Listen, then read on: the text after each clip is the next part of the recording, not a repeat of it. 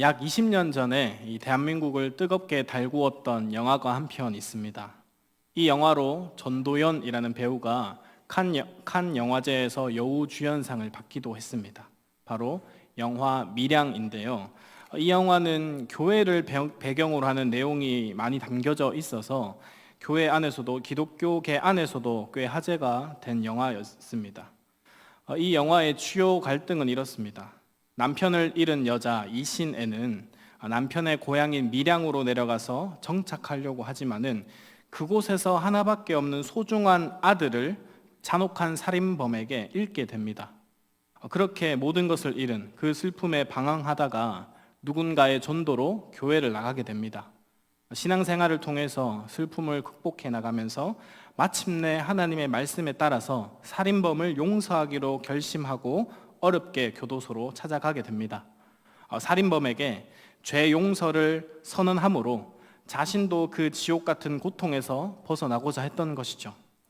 그런데 교도소에서 살인범을 만난 이신애는 충격적인 이야기를 듣게 됩니다. 이 영화의 가장 하이라이트라고 할 수 있는 장면인데요. 한번 영상으로 보겠습니다. 이 장면을 보면서 어떤 생각이 드시나요? 살인자가 말했던 것처럼 나는 정말 하나님을 만났고 회개를 했기 때문에 하나님께 모든 죄를 용서받았다. 그래서 나는 평안하다. 그리고 당신이 나를 용서할 필요는 없다라는 식의 태도였습니다. 이 말이 맞는 말인 것 같나요? 틀린 것 같나요?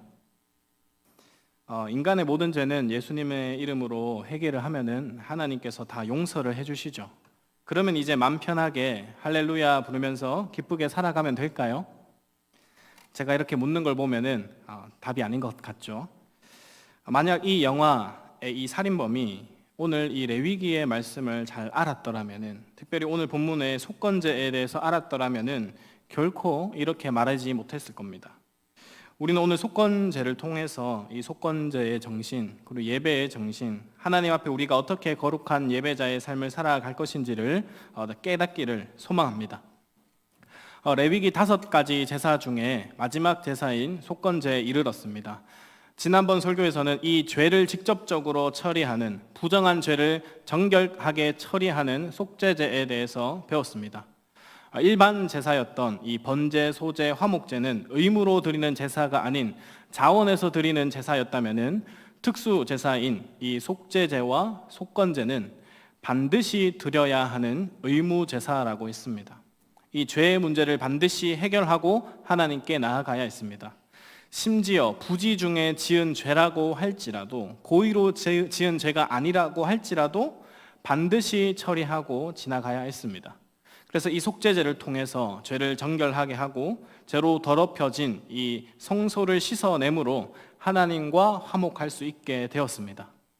그러면 하나님과의 관계를 해결할 수 있는 이 속죄제만 있으면은 다 끝이 난 것 같은데, 오늘 두 번째 특수 제사인 이 속건제는 왜 또 남아 있는 것일까요? 그리고 속건제는 왜 꼭 드려야 했을까요? 그 이유를 속건제의 특징들을 하나하나 살펴보면서 알아보겠습니다. 네, 우리 속건제의 이 명칭에 대해서 한번 알아보겠습니다. 한글 번역으로는 이 속건제라고 되어 있는데, 한자로 보면은 속죄할 속, 허물건이라고 해서 허물을 속하다, 죄를 속하다라는 의무를 가지고 있습니다. 그래서 사실 이 속죄제와 한자의 뜻이 거의 똑같습니다. 원어를 봐도 속죄제와 크게 차이가 없습니다. 속죄제가 원어로 하타였고 그 뜻이 죄였습니다. 속건제는 원어로 아샴인데 허물이라고도 하고 죄라고 하기에 이 원어 또한 속죄제나 속건제나 큰 차이가 없습니다. 그래서 레위기 학자들은 이 속건제, 이 아샴의 성격을 잘 반영할 수 있는 이름으로 번역하기를 노력해 왔습니다. 그리고 이제는 거의 만장일치로 이것으로 번역하자 결론을 냈는데 바로 배상제입니다. 네, 배상제. 말 그대로 빚을 갚는 제사입니다. 배상을 한다라는 거죠. 죄를 처리하는 방식이 배상에 초점이 맞춰져 있으니까 배상제로 부르자, 그렇게 결론을 낸 것입니다. 우리가 배상한다라고 할 때 어떨 때 많이 사용합니까? 누군가에게 피해를 입혔을 때, 빚을 졌을 때 그 손해를 갚는 행위를 보고 보통 배상한다, 그렇게 말합니다. 그래서 보상이란 건 좀 다릅니다. 보상은 위법하지 않는 행위를 통해서 불가피하게 타인에게 경제적인 피해를 입혔을 때 대갚아주는 것을 보상이라고 합니다. 예를 들어서 국가가 도로를 건설하기 위해서 개인의 토지를 수용하면서 지급하는 것이 보상입니다. 이 반면에 배상은 국가나 개인이 불법적으로 타인에게 피해를 입혔을 때 그 피해를 대갚아주는 것을 의미합니다. 예를 들어서 상대방의 사업에 비합법적인 방식으로 해를 끼쳤거나 상대방을 구타하게 해서 치료비를 발생시켰을 때 그 손해를 갚는 것을 배상한다라고 합니다. 속건제가 다루고 있는 것은 의도적이든 아니든지 간에 위법한 행위를 통해서 발생한 손해를 처리하는 것이기 때문에 보상제가 아니라 배상제로 그렇게 다들 보고 있습니다. 속건제는 죄로 인한 그 발생한 피해에 대해서 법적 책임을 지고 갚아주면서 공의를 회복하는 제사가 속건제입니다. 그래서 속건제는 이 하나님께 드리는 짐승 제물에 독특한 점이 있어요. 특징이 있어요. 지금까지 이 제사들의 짐승 제물들을 보면은 이 제산의 많고 적음에 따라서 또 죄가 크냐 작냐에 따라서 드려지는 이 짐승 제물의 종류가 달랐습니다. 보시면 표를 보시면은 번제, 소제, 화목제, 속제제 다 소, 염소, 양, 비둘기, 곡식 이렇게 신분에 따라서 죄 양에 따라서 어떤 죄의 죄질에 따라서 다양하게 번영이 됐는데 독특하게 이 속건제의 제물은 딱 하나 숫양입니다. 흠없는 숫양 한 마리로 통일이 되어 있습니다. 왜 그럴까요? 바로 빚을 갚는다라는 개념이 두드러지기 때문에 다른 제사와는 달리 죄의 값을 객관적인 돈으로 금액으로 환산할 수 있도록 한 것입니다. 죄를 지은 사람보다 죄로 인해서 발생한 그 객관적인 피해 그리고 그에 대한 배상에 초점이 맞춰져 있기 때문에 그렇습니다. 그래서 속건제는 죄를 빚으로 형상화했다라고 보면 좋습니다. 다음입니다. 죄를 빚으로 이제 형상화했습니다. 하나님께서. 그래서 빚을 지면은 갚아야 됩니다.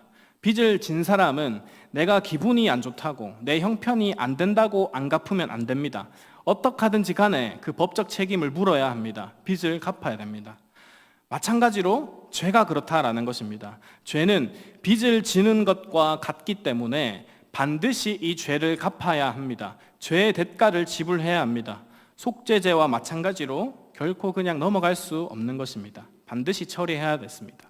그래서 언제 그러면은 이 속건제가 필요했고 어느 때 언제 드렸는지 대해서 한번 보겠습니다. 이 속건제가 필요한 경우는 크게 세 가지인데요. 첫 번째는 여호와의 성물에 대해서 범죄했을 때입니다. 여호와의 성물에 대해서 부지 중에 범죄하였을 때. 이 성물이라고 하는 것은 제사를 드릴 때 하나님께 바쳐지는 부분 외의 것들, 제사장의 몫으로 돌아가는 어떤 고기나 소제물 같은 것을 말합니다. 또 레위기 27장에 나오는 대로 하나님께 봉헌된 모든 것들입니다. 하나님께 서원한 사람이 될 수도 있고 짐승 제물이 될 수도 있고 초태생, 첫 열매, 11조 등도 다 이 성물에 속합니다. 그래서 예를 들어서 하나님의 성물에 부주의로 손실을 입히거나 11조 같은 약속된 성물을 바치지 않아서 주님께 피해를 끼쳤다면은 속건제를 드려야 했습니다. 여기서 특이한 것이 두 가지 차원에서 빚을 갚아야 했습니다. 두 가지 차원에서. 먼저 여호와의 성물에 손해를 가했기 때문에 여호와께 빚을 진 것입니다. 그래서 속건제의 제물로 순양을 가지고 와서 여호와께 그 죗값으로 드려야 했습니다. 그리고 동시에 성물에 가해진 손해에 대해서는 그 성물 가격의 5분의 1을 더해서 즉 20%를 추가로 제사장에게 드려서 배상해야 했습니다. 하나님께 제사를 드려서 용서를 구하고 동시에 실질적인 피해를 입은 이 제사장, 성물을 관리하는 자에게 물질적인 배상까지 해야 했습니다. 이렇게 이중적 차원의 배상을 치룬 것이 이 첫 번째 속건제가 필요했을 때입니다. 두 번째 경우는 사람이 이스라엘 백성들이 계명 중에 하나를 부지 중에 죄를 범했을 때입니다.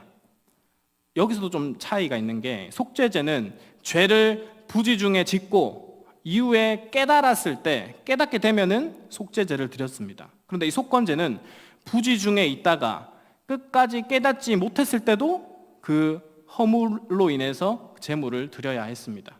이 자신이 범한 죄나 허물이 무엇인지 명확하게 알 수는 없지만은 삶 가운데 어떠한 어려움이나 시련을 겪으면서 죄의식을 느끼고 자신에게 문제가 있다라고 생각되었을 때, 깨달았을 때 이 속건제를 드렸습니다. 이때에는 어떤 것에 피해를 준 것이 없기 때문에 순양만 하나님께 드려서 속건제를 바쳤습니다. 이 세 번째 속건제를 드려야 되는 경우는 사람에게, 이웃에게 죄를 지어서 손해를 입혔을 때입니다. 특별히 경제적인 피해를 입혔을 때입니다.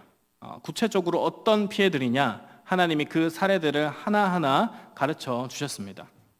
보면은 이웃이 맡긴 물건이나 전당물들을 가지고 왔는데 속이 일거나 거기에 손을 댔을 때, 또 이웃의 것을 도둑질하거나 강도질하거나 착취한 경우입니다. 여기서 도둑질은 더 정확하게는 강제적으로 물건을 빼앗는 그런 강도짓을 의미합니다. 착취는 주로 사회적 약자, 고아나 과부나 나그네 등의 재산을 힘 있는 자들이 부당하게 빼앗는 경우를 의미합니다. 그리고 마지막으로 잃은 물건을 줍고도 그 사실을 부인하거나 거짓 맹세를 한 경우입니다. 이웃의 물건이나 재산에 대해서 훔치거나 착취하거나 받았는데 안 받았다고 하거나 잃은 물건을 주어서 안 돌려주거나 전부 이웃에 대해서 죄를 지은 것입니다. 하나님이 이렇게 누군가에게 경제적인 손실이나 피해를 입힌 그 죄를 반드시 배상할 것을 명령하십니다. 이번에도 하나님께 아까 5분의 1을 더 배상했던 것처럼 이웃의 물건의 값에 대해서도 5분의 1을 더해서 배상해야 했습니다. 10,000원의 손해를 끼쳤으면 얼마로 되갚아야 됩니까? 어렵습니까? 5분의 1. 네, 12,000원을 갚아야 되죠. 10,000원을 했으면 20% 더해서 12,000원을 갚아야 이제 계산이 된 겁니다. 근데 여기서 동시에 여호와께로 가서도 흠없는 순양을 속건제로 드려야 했습니다. 6절 7절입니다. 6절 7절에 그는 또 속건 제물을 여호와께 가져갈지니 곧 내가 지정한 가치대로 양떼 중 흠없는 순양을 속건 제물 위하여 제사장에게로 끌고 갈 것이요 제사장은 여호와 앞에서 그를 위하여 속죄한즉 그는 무슨 허물이든지 사함을 받으리라. 여기서 의문이 드는 것 같아요. 사실 내가 이웃에게 속이거나 착취하거나 했던 죄들을 깨닫고 다시 돌려주고 거기다가 5분의 1까지 더해서 20%의 이자까지 더해서 치렀어요. 그러면 이제 퉁 치고 계산 끝 하면 될 건데 왜 굳이 하나님은 하나님께도 다시 순양을 드려서 죄사함을 받게 했을까요? 2절을 보면은 그 답을 알 수 있습니다. 누구든지 여호와께 신실하지 못하여 범죄하되 곧 그 아까 말했던 그 이웃에 대한 죄들이 목록이 나열됩니다. 이웃에게 대한 이 죄들 앞에 먼저 누구한테 죄를 지었냐면은 여호와께 신실하지 못했다라고 되어 있습니다. 그러니까 이웃에 대하여 지은 죄들이 누구한테 신실하지 못한 것이냐면은 여호와께 신실하지 못했다라고 말씀하고 계십니다. 왜 그럴까요? 하나님은 이미 율법 가운데 이웃에 대한 보호 장치를 만들어 두셨죠. 특별히 그것은 약자에 대한 사랑과 배려와 보호라고 할 수 있는데 10계명에도 살인하지 말라, 도둑질하지 말라, 거짓 증언하지 말라, 남의 집이나 아내나 종이나 소나 나귀와 같은 이웃의 소유를 탐내지 말라라고 분명히 못 박아 두셨습니다. 하나님의 백성들은 하나님의 형상으로 지음받은 사람, 옆에 있는 이웃 하나하나를 소중하게 여겨야 했습니다. 이거 아닙니다. 네, 양육 방식의 세상 방식에서는 이 힘 있는 자가 힘 없는 자를 강탈하고 착취하고 속여서라도 재산을 불리는 것을 죄라고 보지 않습니다. 세상의 흐름, 세상의 이치, 지혜로 봅니다. 그러나 하나님의 방식은 결코 그렇지 않다라는 거죠. 이웃에 대한 사랑과 보호가 기본 개념으로 깔려 있고 정의와 공의가 실현되는 나라가 하나님 나라의 방식입니다. 그렇게 이웃에 대해서 죄를 짓는 것, 특별히 물질적인 피해를 입히고 정신적인 피해를 입히는 것은 여호와의 말씀을 위반하는 것이며 정의와 공의를 해치는 죄악인 것입니다. 또 6장 3절에 특별히 거짓말로 거짓 맹세를 통해서 사람을 속인 것은 하나님을 공범자로 만드는 행위입니다. 왜 그렇습니까? 고대의 맹세라고 하는 것은 보통 신의 이름을 걸고 이루어지는 것입니다. 그런데 거짓으로 맹세한다? 그것은 항상 우리 가운데 계시는 하나님이라는 증인을 무시하는 것이고 하나님의 이름을 망령케 한 것입니다. 이렇게 이웃에 대해서 입힌 죄악은 단순히 사람에게만 지은 죄가 아니라 하나님의 율법을 어기는 것이고 하나님의 이름을 망령되게 한 것이고 공의와 정의를 깨뜨리는 죄가 되어서 여호와께 신실하지 못한 죄가 되는 것입니다. 그렇기에 사람에게 배상을 하고 나서도 여전히 하나님께 배상해야 될 책임이 남아 있는 것입니다. 사람에게도 빚을 갚아야 되고 하나님에게도 빚을 갚아야 된다라는 것입니다. 그래서 오늘 말씀 제목처럼 이 속건제는 빚진 자에게 두 가지의 의무가 있다라는 것을 보여주고 있습니다. 하나님은 이 두 가지 차원, 인적 차원에서 또 신적 차원에서 모두 이 빚을 갚아야만이 그 속건제를 받아주시면서 죄를 사하여 주셨습니다. 이웃에게 피해를 입혀놓고 하나님께만 나와서 회개하고 순양을 바친다고 죄가 사여지는 것도 아니고 이웃에게만 배상을 다 치른다고 죄가 사하여지는 것도 아니었습니다. 이 두 가지 차원을 모두 만족시켜야 하는 것, 그것이 바로 속건제의 완성이었습니다. 이 지점에서 우리는 예배의 중요한 정신을 배울 수 있습니다. 특별히 속죄제와 속건제의 중요한 차이를 다시 한번 짚어볼 필요가 있습니다. 속죄제는 죄를 지은 사람 자신의 내적인 오염 문제에 초점을 맞추고 있어요. 죄를 지었을 때 자기 자신을 오염시키고 부패시키며 변질시키는 이 문제를, 이 죄를 피로 닦아내며 깨끗하게 하는 것이 이 속죄제였습니다. 하나님과 나와의 관계, 즉 수직적인 관계의 회복으로 필요한 것이 속죄제였습니다. 그러나 하나님께서는 여기서만 그치면 안 된다라는 것을 보여주십니다. 하나님과 수직적인 관계를 회복한 자는 반드시 이 수평적인 관계 또한 회복돼야 됨을 속건제를 통하여서 말씀하십니다. 속죄제와 반대로 속건제는 죄를 지었을 때 발생하는 외부적인 이 책임을 처리함으로써 하나님은 물론이고 옆에 있는 이웃들과의 수평적인 관계까지 회복되어야 하나님과 함께 거할 수 있음을 보여주십니다. 그러니까 속죄제나 속건제는 하나님 사랑과 이웃 사랑은 결코 나눌 수 없다라는 것을 다시 한번 보여주고 계시는 거죠. 네.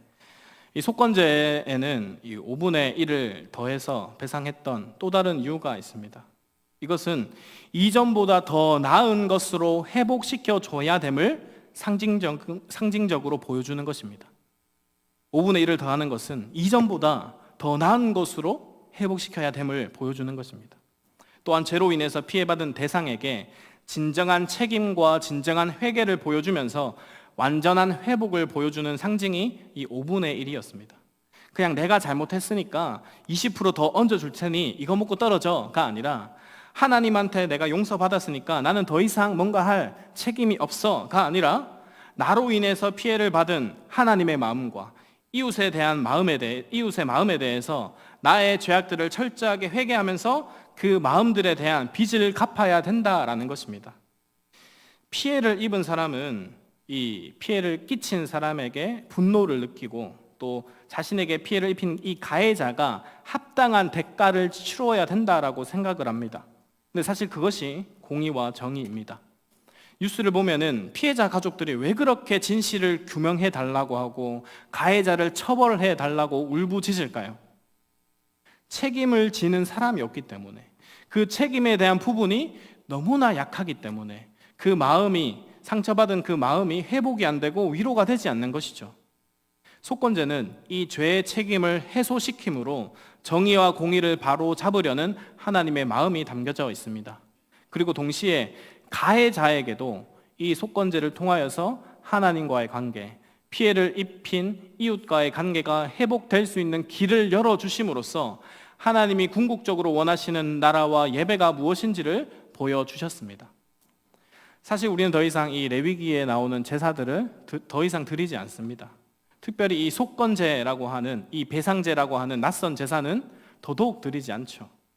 왜냐하면은 예수님이 우리가 하나님 앞에 갚아야 할 빚을 다 배상하셨기 때문입니다. 예수님은 우리의 속건 제물로서 죽으셨습니다. 예수님은 우리가 객관적으로 처벌받아야 할 그 죄의 값을 하나님 앞에 대신 배상하셨습니다. 그렇게 이 구원은 값싼 공짜가 아닌 것이죠. 무엇보다도 고귀하고 귀하신 분이 희생당하신 것입니다. 이사야서 53장 8절에서 이렇게 말씀합니다. 그는 곤욕과 신문을 당하고 끌려갔으나 그 세대 중에 누가 생각하기를 그가 살아있는 자들의 땅에서 끊어짐은 마땅히 형벌받을 내 백성의 허물 때문이라 하였으리요. 예수님은 우리의 허물 때문에 끊어지셨습니다. 값을 치르셨습니다. 속건입니다. 특히 53장 10절에서 아예 이렇게 말씀합니다. 여호와께서 그에게 상함을 받게 하시기를 원하사 질고를 당하게 하셨은즉 그의 영혼을 속건 제물로 드리기에 이르면, 예수님이 우리의 속건 제물로 우리의 허물의 값을 다 책임지심으로써 죄인인 우리가 하나님께 나아갈 수 있게 된 것입니다. 예수님이 대신 빚을 다 갚아주셨기 때문에 우리에게 더 이상 이 죄에 대한 채무가 남아있지 않게 되었습니다. 예수님이 우리의 빚을 갚아주신 것은 5분의 1을 더해서 이웃에게 더 나은 회복을 이루어 줬던 것처럼 예수님이 치르신 값은 죄인인 우리를 이전보다 더 나은, 아예 완전히 새로운 피조물로 회복하게 하셨습니다. 우리는 이렇게 다시 예수님께 빚진 자가 되었습니다. 그래서 우리는 주님께 이 빚진 자의 의식으로 살아가야 합니다. 사도 바울은 예수님과 교회를 박해하다가 사도로 부름받은 이후에 평생을 이 빚진 자의 의식을 가지고 살았습니다. 오늘 결국 그리스도인들이 얼마나 거룩하게 살아가느냐의 문제는 하나님 앞에 얼마나 뚜렷하게 이 빚진 자의 의식을 갖고 살아가느냐에 달려 있습니다. 빚진 자는 그래서 나의 활약이나 공로를 자랑하지 않습니다. 아무리 교회에서 큰 일을 하고 어떤 직분을 맡고 큰 봉사를 하고 큰 열매를 맺었다고 할지라도 하나님께 빚진 자처럼 늘 주님만을 높입니다. 그러나 이 의식을 잃어버리게 되면은 마치 하나님이 나에게 빚을 진 것처럼 내가 주인 되어 살아갑니다. 그 끝은 결국 방종과 타락만이 기다릴 뿐입니다. 우리 성도님들은 이 빚진 자의 의식을 잊지 말고 갚아도 갚아지지 않는 은혜를 감사하며 주님만 높이기를 축복합니다. 마지막으로 속건제를 통해서 참된 회복과 회개가 무엇인지를 깨닫기를 소망합니다. 우리는 죄를 지을 때마다 하나님께 기도하며 용서를 구합니다. 하나님, 제가 잘못했습니다. 용서해 주세요. 그리고 우리는 예수님의 이름으로 용서를 받았다고 믿으며 마음의 평안을 얻습니다. 이것은 우리의 죄 문제가 완전히 해결된 것일까요?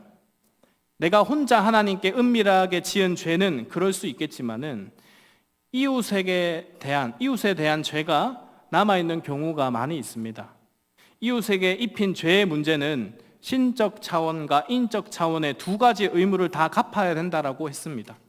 죄의 문제의 해결은 죄책감을 가지고 애통하면서 그냥 하나님한테 죄 사함을 고백하는 것, 거기서 멈추는 것이 아니라 구체적이고 객관적인 배상을 통해서 해결을 보아야 합니다. 만약 배상 없이 용서만 있다면 어떻게 될까요? 죄를 지은 사람은 하나님께서 나를 용서했으니 됐다라고 하면서 마음의 평안을 얻겠지만은 피해를 입은 사람은 여전히 고통과 손해 속에서 살아가게 됩니다. 성경은 결코 이런 무책임한 용서를 말하지 않습니다. 진정한 회개는 내가 끼친 손해를 되돌려 놓으려는 구체적인 노력까지 포함됩니다. 마태복음 5장 23절에서 24절에 이렇게 말씀하시죠. 그러므로 예물을 제단에 드리려다가 거기서 내 형제에게 원망 들을 만한 일이 있는 것이 생각나거든 예물을 제단 앞에 두고 먼저 가서 형제와 화목하고 그 후에 와서 예물을 드리라. 하나님께 중요한 것은 나도 중요하지만은 내 옆에 있는 그 사람도 동일하게 중요합니다. 내가 원망받을 만한 일을 누군가에게 했다면, 다른 사람에게 구체적인 어떤 죄를 지었다면은 예배 드리기 전에 먼저 그에게 가서 먼저 충분한 배상을 하고 마음을 풀어야만이 하나님과 나와의 만남도 바르게 된다라는 것입니다. 5분의 1을 더해주는 것은 단순히 금전적인 피해, 그 배상하는 것을 넘어서 피해를 입은 사람이 받은 이 정신적, 심리적인 피해까지 포함해서 그 마음이 다 풀릴 때까지 충분히 배상하고 용서를 구해야 한다라는 의미가 담겨져 있습니다. 그래서 단순히 미안해라는 말로 충분하지 않을 때가 있어요.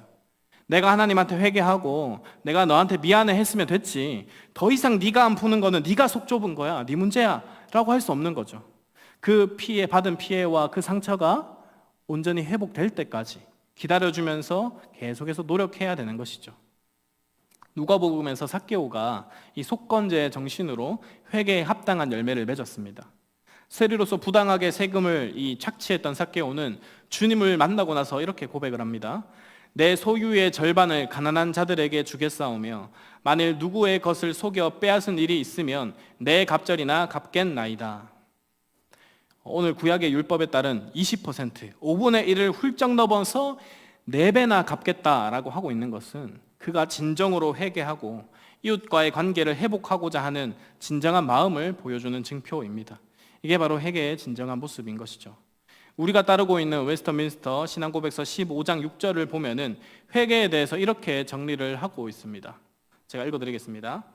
모든 그리스도인들 각자는 죄의 용서를 위해서 하나님께 기도하면서 자신들의 죄들을 하나님께 개인적으로 고백해야 한다.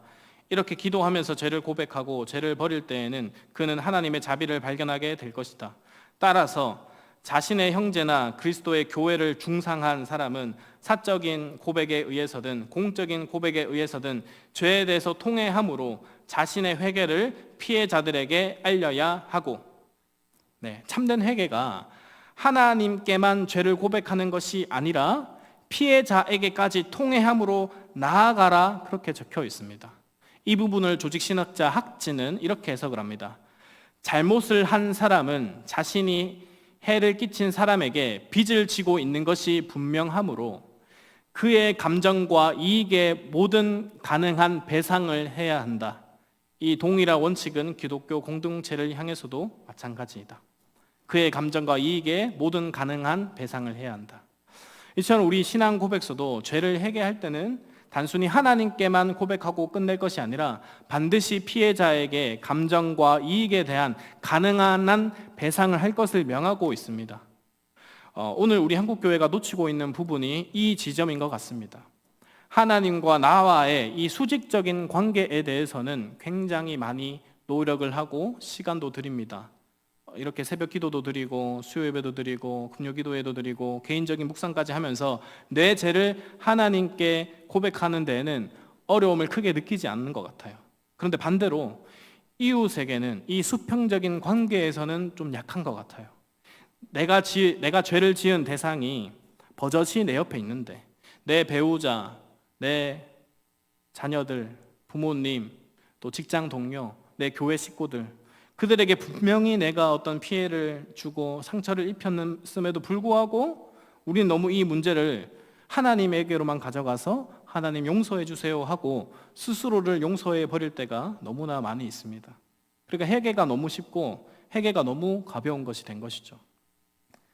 이웃에게 구체적인 배상이나 사과나 위로 없이 나의 감정과 신앙 상태만 집중해 버립니다. 이 모습을 우리가 아까 서두에 봤던 밀양의 살인범을 통해서 봤습니다. 물론 우리가 실제로 사람을 죽일 만한 죄를 짓기야 하겠냐마는 우리는 말로 또 행동으로 상대방의 영혼을 죽일 수도 있고 피눈물을 흘리게 할 수도 있습니다. 그러면 우리는 그때 기억해야 되는 거죠. 속건제의 정신을 기억해서 5분의 1을 갚음을 기억해서 그들의 마음이 풀릴 때까지 찾아가서 충분히 진심으로 회개하고 배상해야 합니다. 그래야 우리는 이 땅에서 온전한 신자로서 하나님이 기대하시는 수준만큼의 연합과 화합과 평화를 누릴 수 있습니다. 말씀을 마칩니다. 우리 드림의 모든 성도님들은 오늘 속건제에서 보았듯이 우리가 하나님 앞에서 빚진 자로 서 있다라는 것, 예수 그리스도를 통해서 나의 모든 빚이 대신 배상되었기 때문에 주님 앞에 더 큰 사랑과 찬양을 드려야 되는 존재임을 기억하시길 바랍니다. 또한 속건제의 정신을 따라서 진정한 회개에는 합당한 노력과 이 이웃에 대한 구체적인 실천이 있다라는 것을 기억해야 합니다. 그래서 하나님과의 관계뿐만이 아니라 옆에 있는 자들과의 아름다운 관계를 통해서 하나님께 영광을 올려드리는 우리 드림의 모든 성도님들 되시기를 주님의 이름으로 축복합니다.